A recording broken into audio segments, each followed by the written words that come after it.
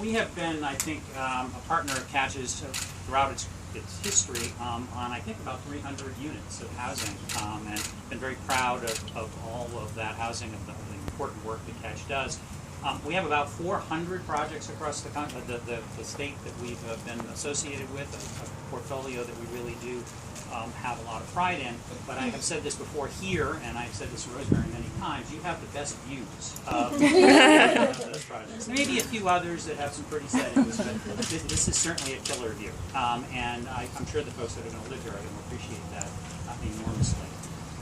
As Rosemary mentioned, one of the ways that we were able to contribute to this project is by an allocation of loans and housing tax credits. And the tax credit program is a program that is a true public-private partnership. It's a program whereby the Internal Revenue Service, working through state-level agencies like New Hampshire Housing, makes a tax credit available to private investors to encourage them to invest in this kind of housing. And in fact, in this case, the proceeds of that credit are about, I guess, 60% of the development capital that were necessary to make this happen.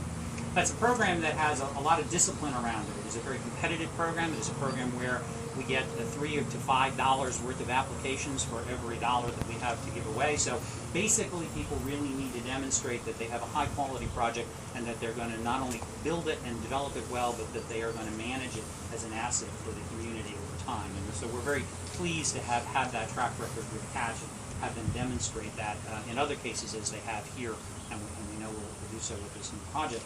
I do want to point out as well that tax credit program is always on the table, if you will, whenever Congress talks about deficit reduction or about tax reform. And so it's important that if you see something here that is valuable to your community, to the region, that we communicate that to our congressional delegation. The members of our delegation have historically been very supportive of maintaining the tax credit, but things are always uncertain in Washington, and it's important to reinforce with them the value that resources like that have to our communities. Similarly, Rosemary mentioned the HOME program, and I know you're going to hear from Greg.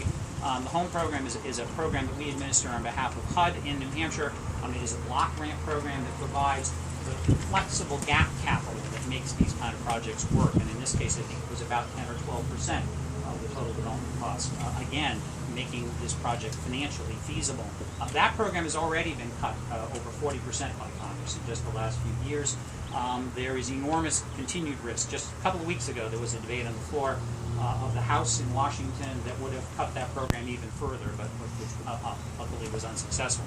Bottom line there is, again, we need to communicate with our elected officials the value that these projects have in terms of jobs, as Rosemary mentioned, in terms of economic development, and in terms of the value that they have to the people of our communities.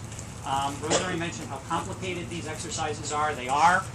You have to pull a lot of resources together. You have to meet the needs of multiple funding agencies, and then you have to actually build a high-quality outcome, as you can see here. And so, congratulations to Catch for its leadership in doing that, to Rosemary, her team, her board, for their work here and throughout the region. And we look forward to coming back to look at this beautiful view again for the ribbon cutting, and also you get good weather.